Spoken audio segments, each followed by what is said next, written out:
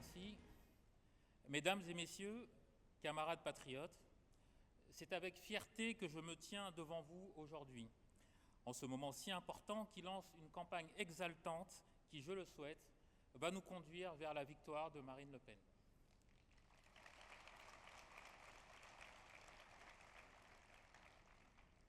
Marine Le Pen, en accédant à la présidence du Front National, n'en est pas seulement devenue la présidente.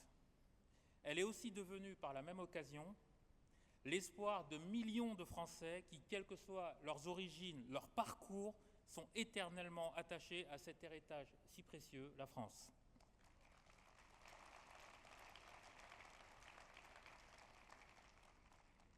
L'amour de la patrie, l'amour de la France, le respect de ses valeurs et de son histoire, toutes ces valeurs si fondamentales pour l'existence d'une nation, voilà tous ces messages portés par Marine Le Pen qui ont rendu possible l'éclosion de ce grand mouvement patriote.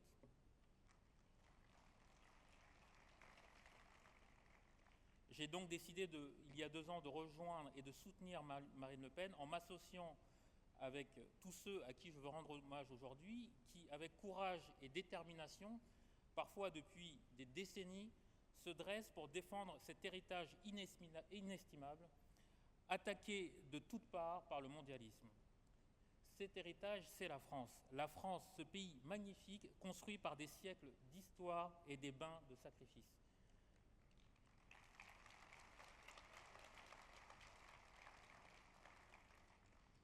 Je suis donc fier, encore une fois, de renouveler mon soutien entier et total à Marine Le Pen, qui représente l'espoir de tous les patriotes.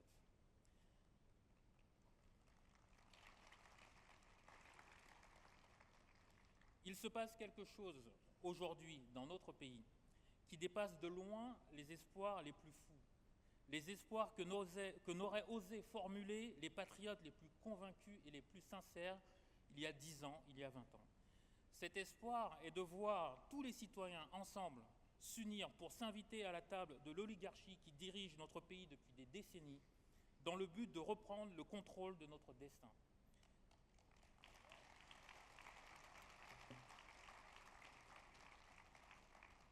En leur disant au passage, ça suffit. Je suis heureux d'avoir rejoint cette aventure vers la liberté, ce mouvement des peuples et cet élan qui font trembler le système et qui permet des parcours comme le mien.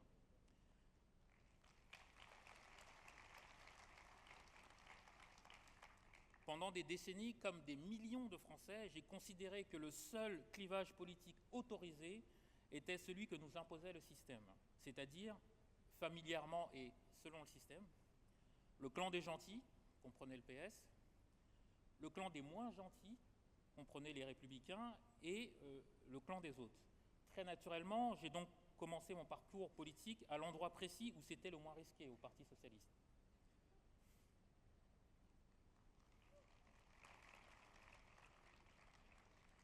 Après 10 ans d'engagement politique, les premiers mois de ce quinquennat ont fonctionné comme un révélateur.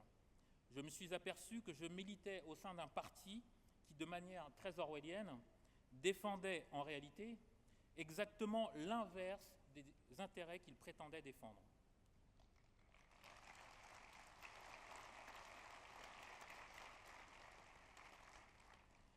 Cette marche en avant n'est rendue possible que grâce à la révélation politique de ces 30 dernières années, j'ai nommé Marine Le Pen.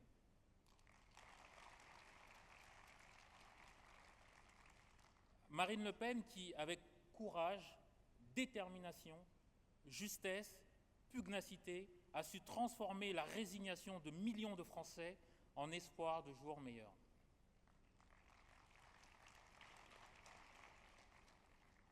Marine Le Pen est la seule capable de mettre fin au désarroi d'une France qui ne sait plus qui elle est, ni où elle va, noyée dans l'océan de la mondialisation et du prêt-à-penser.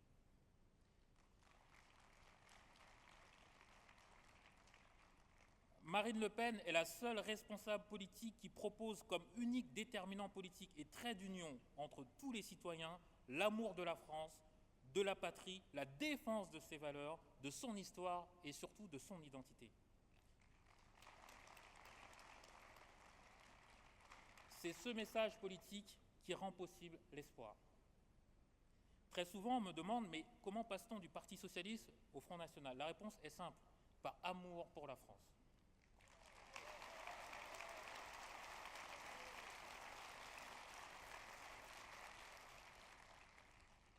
Le PS et les Républicains pensaient enfermer nos choix politiques dans une fausse alternance et de fausses contradictions qui leur permettent de se partager le pouvoir depuis 30 ans. Cette époque est terminée et je remercie vivement et sincèrement Marine Le Pen d'avoir sifflé la fin de la récréation.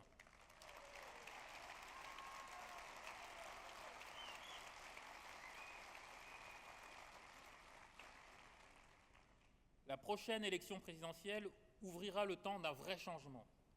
En élisant Marine Le Pen, nous contribuerons à reprendre nos destins en main. Vive Marine Le Pen et vive la France.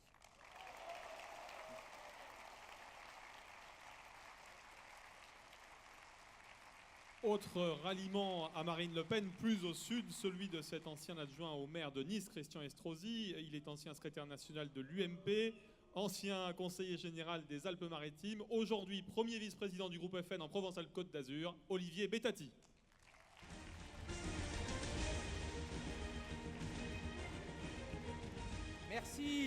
Merci à tous. Comme Gilbert, je remercie vos estomacs d'avoir patienté. Et j'ai une très très bonne nouvelle, nous ne sommes plus que 3. Avec moi. Quelle drôle d'époque, mes amis, vivons-nous. Une époque où, pour ne pas changer d'avis, il est impératif pour certains de changer de parti. Une époque où, pour diriger une nation comme la France, d'autres s'en remettent à des primaires. Une caricature de la Ve République, avec ses notoriétés éphémères de talk-show, ses propositions farfelues de téléachat et ses vainqueurs provisoires. Moi, je suis un homme de droite. J'ai, tu l'as dit, durant 20 ans été conseiller général des Alpes-Maritimes, adjoint au maire de la 5e ville de France, et j'ai été secrétaire général de l'UMP. J'ai vu de l'intérieur se distiller doucement le poison de la boboisation et de la lâcheté, le poison de la compromission. J'ai vu de l'intérieur comment, pour plaire à certains esprits éclairés, mais éclairés par les lampadaires du tout Paris, comment un Bernard-Henri Lévy a un jour décidé de la politique extérieure de la France. J'ai vu de l'intérieur comment, par lâcheté, les dirigeants des Républicains, doucement, mais sûrement, ont plié devant les injonctions de Bruxelles, plié pour tout, plié tout le temps. Piétinant par là même la leçon pourtant prémonitoire de Philippe Séguin, dont la photo trône toujours dans leur bureau, mais dont la sagesse et le discours ont quitté depuis si longtemps leurs esprits. Moi qui fis campagne contre Maastricht, mon engagement fut aussi guidé, comme un autre, mais dont personne, je crois, ne voudrait la place, par Philippe Séguin. En politique, les mots ont un poids, les mots ont un sens. Et je l'entends encore me dire, à moi et tellement d'autres, demain, les fonctionnaires de Bruxelles pousseront à un État fédéral, un État arbitraire et lointain dans lequel aucun peuple ne se reconnaîtra. Il n'y aura aucune place pour les nations libres dans ce système. On ne vote pas dans un pays pour ce qu'on y habite, mais parce que l'on veut partager ses valeurs et son destin. Enfin, il concluait par cette phrase, ô combien prémonitoire alors que les communautarismes n'étaient encore qu'en germe. Écoutez bien, c'était en 1992. On parle d'identité lorsque l'âme est déjà en péril, lorsque les repères sont déjà perdus. La quête identitaire est le réflexe défensif de ceux qui, avant d'autres, sentent que l'on a déjà trop cédé. Ces propos prémonitoires guidèrent mon engagement et sont hélas aujourd'hui, Marine, tu le sais mieux que quiconque, devenus une réalité. J'ai vu de l'intérieur comment les convictions ont été bafouées sur l'autel du tout communication. Parce qu'au bout de cette route, pour moi faite de désillusions, finalement le choix qui s'offrit à moi fut simple, fermer les yeux ou rejoindre ceux qui avaient la France au cœur. Et ceux qui ont la France au cœur, mes amis, sont ici, aujourd'hui, à Lyon, derrière toi Marine. Voilà pourquoi moi, j'ai choisi de rejoindre Marine Le Pen. Une France Une France au cœur qui commença pour moi par une France plein sud. J'ai eu le bonheur de refaire de la politique de conviction en étant, dans les Alpes-Maritimes, la tête de liste de Marion lors des élections régionales de PACA. Que personne, ici et ailleurs, n'oublie qu'en PACA, comme dans le Nord, contre Marine comme contre Marion, tous les tout petits leaders de l'UMP se sont allongés en robe de bure, la corde au cou dans la cour de l'Élysée pour que François Hollande les sauve en retirant les listes socialistes, organisant par là même le plus formidable hold-up démocratique en bande organisée qu'ait connu la Ve République. Alors mes amis, je suis ici à vos côtés, au milieu de vous, pour la seule bataille qui vaille, celle que tu vas livrer, celle des mondialistes contre les souverainistes. Mon cher Gilbert, puisque tu me donnes la parole ce matin, permets-moi de parler, au-delà de vous, mes amis, aux autres. Permets-moi de parler à ceux que je connais bien, à ceux qui me parlent si souvent et qui aujourd'hui, je le sais, sont si nombreux à douter. Je veux leur dire que la France qu'ils aiment n'est pas celle que leur préparent les dirigeants des Républicains. Je veux leur dire que moi aussi, ma femme m'aide et me corrige mes discours, mais elle le fait sans contrepartie financière. Elle le fait parce qu'elle a des convictions et parce que j'ai la faiblesse de penser qu'elle m'aime. Je veux leur dire que je suis chef d'entreprise et que je travaille avec des Anglais, qu'ils ont eu le Brexit, que j'y étais il y a 15 jours, qu'ils sont combatifs, qu'ils sont heureux, ils ont de l'ambition pour leurs entreprises, ils ont de l'ambition pour leur pays. Ils l'ont parce qu'ils ont retrouvé la liberté d'entreprendre, celle qui crée des richesses, cette liberté qui crée des emplois. Alors je pourrais égrener durant longtemps des exemples, mais je veux juste dire à ce que la presse appelle le peuple de droite, je veux leur dire, ici et maintenant, venez, rejoignez-nous. Il n'y a qu'une réponse à la défaite de la France, c'est la victoire de Marine. Merci. Merci à Olivier Bettati. Alors, autre exemple de ralliement à Marine Le Pen, elle est étudiante en droit des affaires. Elle a été candidate aux élections régionales et départementales dans l'Oise en 2015 pour Debout la France. J'appelle Anne Vanin.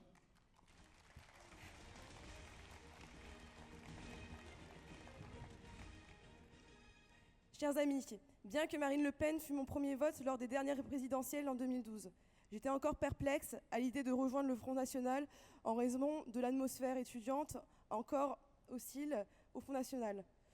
Cependant, mes idées souverainistes m'obligeaient à les défendre à travers un parti politique. Gaulliste et souverainiste convaincu, je m'étais retrouvée en le parti de Debout la France, à l'époque Debout la République, notamment en sa volonté de retrouver notre souveraineté vis-à-vis de l'Union européenne, la souveraineté sur le plan monétaire et sur la maîtrise de nos frontières. Par ailleurs, dans son intervention en 2013, Nicolas Dupont-Aignan avait déclaré de ne pas exclure de dialogue avec Marine Le Pen. Cela m'avait plu dans la mesure où l'idée de rassemblement concordait avec ses conceptions gaullistes dont il se revendique appartenir. Cependant, au fil des années, notamment en 2015, lors des dernières régionales, j'ai pu constater que Nicolas Dupont-Aignan n'envisageait aucunement de dialoguer avec Marine Le Pen et cherchait constamment à dénigrer l'idée de toute alliance alors que le programme de son parti regroupait environ 90% de ceux du Front National.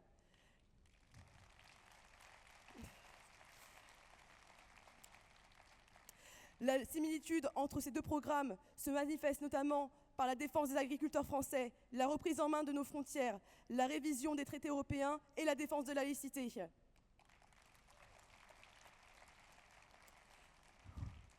Ainsi, les points de convergence entre les deux programmes et la volonté ferme de Nicolas Dupont-Aignan de refuser tout dialogue avec Marine Le Pen, malgré les appels de Florent Philippot, m'avaient décidé, après les régionales, à quitter le parti.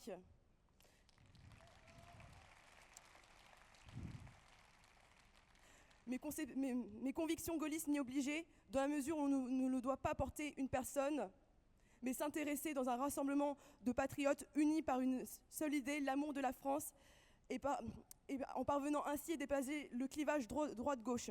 L'appel de Marine, de tous les patriotes et sa volonté de rassembler tous les cadres de partis politiques souverainistes et patriotes dans le but de porter nos idées au gouvernement prouve qu'elle est la seule à pouvoir dépasser le clivage droite-gauche et avoir pleinement la volonté de porter nos idées patriotes au gouvernement en avril 2017.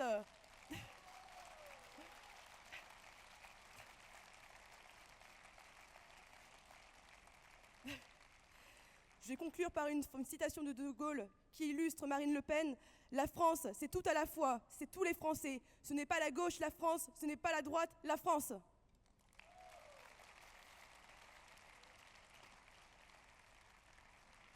Merci à Anne Vanin.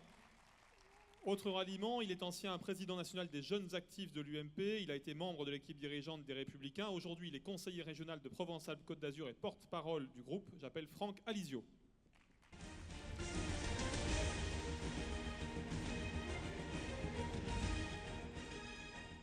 Mes chers amis, j'ai rejoint Marine il y a près de 18 mois, à la veille des élections régionales, afin de m'engager aux côtés de Marion, chez moi, dans les Bouches-du-Rhône. Je quittais alors l'UMP, remaquillé en républicain, une famille politique qui était la mienne depuis plus de 15 ans, dont j'étais président des jeunes actifs, Julien l'a rappelé, secrétaire national. La question m'a été posée maintes fois. Pourquoi le jeune membre de l'équipe dirigeante de l'UMP que j'étais, conseiller ministériel pendant 5 ans, a-t-il franchi le Rubicon ? Eh bien, tout d'abord, parce que j'ai vu le système de l'intérieur. J'ai vu les vieux partis et j'ai vu ce qu'ils avaient fait de l'État, de la France. En somme, j'ai vu tout ce qu'il ne fallait plus faire. Rien n'aurait été alors plus confortable pour moi que de me voiler la face, d'y rester et de faire carrière comme tant d'autres.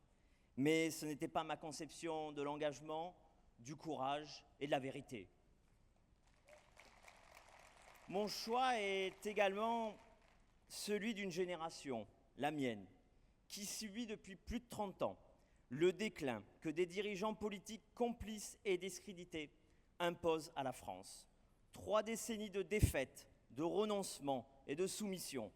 3 décennies durant lesquelles les dirigeants de droite comme de gauche se sont entendus pour trahir leurs électeurs respectifs afin d'imposer 3 dogmes. Celui de l'abandon de notre souveraineté à une Union européenne qui ne s'est jamais avérée à la hauteur de sa mission historique. Celui du social-libéralisme à la française qui réussit l'exploit de conjuguer ce qu'il y a de pire dans le socialisme et ce qu'il y a de pire dans l'ultralibéralisme. En fait, cette politique n'a pour slogan que « dur avec les faibles et faible avec les forts ». Enfin, le 3e dogme, c'est celui du relativisme moral, hérité de la gauche 68arde, en guerre contre toute forme d'ordre, de valeur ou d'autorité. Comme beaucoup, comme la majorité silencieuse des Français, je me suis alors senti orphelin d'une tradition politique qui a pourtant façonné notre pays. Cette tradition n'est ni de droite ni de gauche. Elle place au-dessus de tout une certaine idée de la France, de l'autorité de l'État et de la méritocratie. Cette tradition française est aujourd'hui incarnée et défendue par le combat que mène Marine. Et c'est pour cela que je suis avec vous aujourd'hui à ses côtés. Alors, lors de ces assises, je veux adresser un message à tous mes amis restés sur l'autre rive, qui hésitent, qui se désespèrent du spectacle que leur offrent Fillon et consorts. À tous ces électeurs et ces militants sincères, je veux leur dire, rejoignez-nous, n'ayez pas peur, faites le choix du courage, de la vérité, celui de vos convictions, celui de votre pays. Nous sommes à un moment historique. Vous avez le choix entre d'un côté ceux qui ne croient plus en la France, ceux qui pratiquent le double discours, le fatalisme, la compromission, la soumission, et de l'autre côté, celui du rassemblement du peuple français autour de Marine qui prône l'effort national pour un réarmement moral, économique et diplomatique de la France. Alors pour terminer, n'oublions pas une chose, c'est qu'au bout de tous nos efforts, il y a l'honneur et la fierté de ceux qui n'ont jamais cédé, qui ont résisté, défendu et sauvé leur pays, notre pays, la France.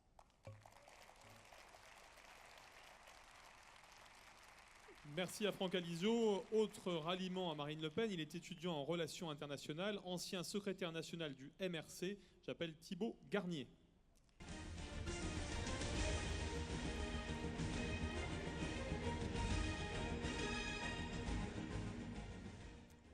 Bonjour à tous, bienvenue à Lyon. Donc, comme l'a très justement dit Julien, j'étais secrétaire national du MRC jusqu'en 2015. Et le MRC, qui était un parti sincèrement patriote, n'a jamais su couper le cordon ombilical avec le PS.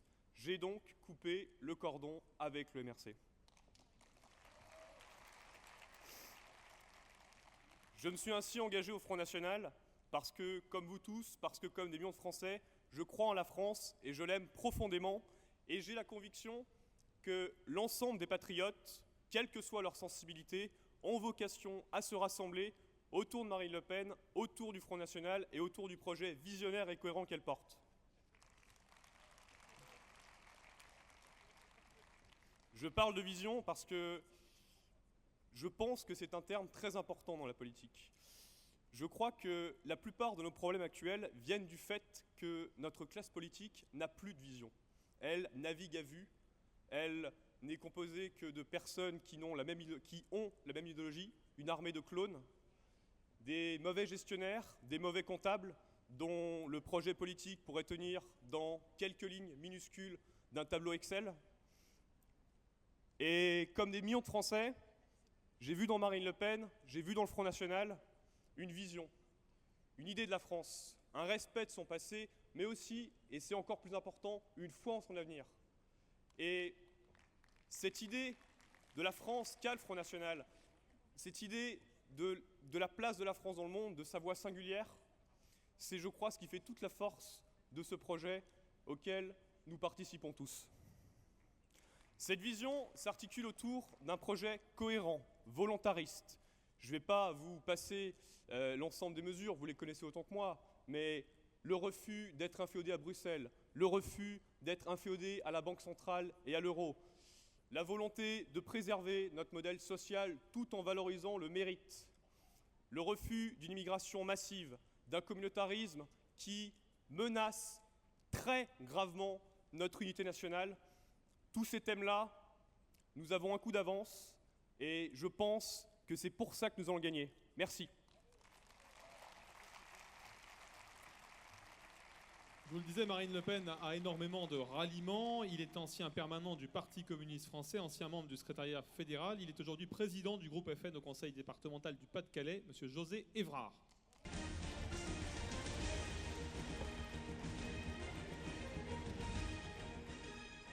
Chers amis, j'ai abordé ce siècle nouveau par la rupture de mon engagement au Parti communiste français. J'ai quitté la Fédération communiste du Pas-de-Calais, où j'y avais exercé, entre autres, la responsabilité de secrétaire fédéral. Né au lendemain de la Seconde Guerre mondiale, j'ai grandi dans un milieu familial de résistants qui a combattu pour la libération de la France. Mon oncle fut fusillé le 18 juin 1944 à la citadelle d'Arras. Fils d'un mineur de fond, mon père participa avec ses 3 frères à la bataille du Charbon pour relever le pays de ses ruines. Les mineurs de France retroussèrent leurs manches pour assurer l'indépendance énergétique et économique du pays. En ces temps-là, nous étions confrontés à la menace américaine de l'AMGOT. Les rotatives avaient déjà imprimé le dollar français en projetant l'occupation de la France. Puis il fallut s'opposer à la CED, la Communauté européenne de défense, dont la volonté politique consistait à mettre sous tutelle l'indépendance nationale de la France. L'année 1953 vit la Communauté européenne du charbon et de l'acier décider de la première fermeture d'un puits de mine, le 7 d'Auchel, dans lequel travaillait mon père. Cette décision fut le banc d'essai de la liquidation du bassin minier qui autrefois était terre de travail et d'accueil, avec une immigration légale parfaitement intégrée et assimilée, venue d'Italie et notamment de Pologne. En 1981, le débat sur l'immigration secoua le Parti communiste. Georges Marchais attirait l'attention sur le nécessaire arrêt de l'immigration, clandestine ou illégale, qui était dans un pays comptant des millions de chômeurs que préjudiciable aux travailleurs français et aux travailleurs immigrés. Cette analyse politique de bon sens fut ostracisée. Il en alla de même pour la campagne « Produisons français ». Il convient de préciser qu'en 2005, la population du Pas-de-Calais rejeta à plus de 68% le traité européen de l'UMPS, dont la volonté politique consiste à vouloir faire de notre beau pays, béni des dieux, une province de l'Euroland, sans âme, sans identité, sans valeur, sans histoire. Quand on aime son pays, on ne peut rester plus longtemps sur le bord du chemin. Même si je suis resté un certain temps sur le bord du chemin, je n'étais pas pour autant un malentendant. Je suivais les débats télévisés de Marine, j'entendais ses propos politiques, des propos politiques dans lesquels je me retrouvais. Fallait-il les partager dans l'indifférence de l'inaction? Marine, je ne joue pas du violon, je suis mauvais musicien et je ne manie pas la brosse à reluire, je suis aussi mauvais dans ce genre d'exercice. Mais je voudrais te dire, ici, à Lyon, en ce lieu des assises présidentielles, pourquoi j'ai décidé, en octobre 2013, de rejoindre ton combat pour une raison simple et élémentaire. Ce combat que tu mènes, c'est aussi le mien. Quoi de plus normal dans ces conditions d'être à tes côtés?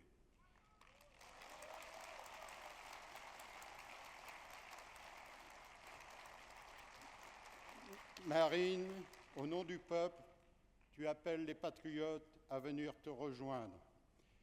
Des patriotes venus d'horizons politiques différents dans sa diversité et son amour du pays. Je suis d'une génération qui a connu une monnaie nationale, achetée et dépensée en payant avec des Victor Hugo, des Molières, des Richelieu, des Pierre et Marie Curie. Et quand j'avais les poches trouées, j'étais bien content qu'il me reste quelques sous, des pièces à l'effigie de la semeuse. Marine, en accord avec notre peuple, s'il décide de mettre en place une monnaie nationale, que nos différents billets portent à nouveau ces figures de notre histoire de France.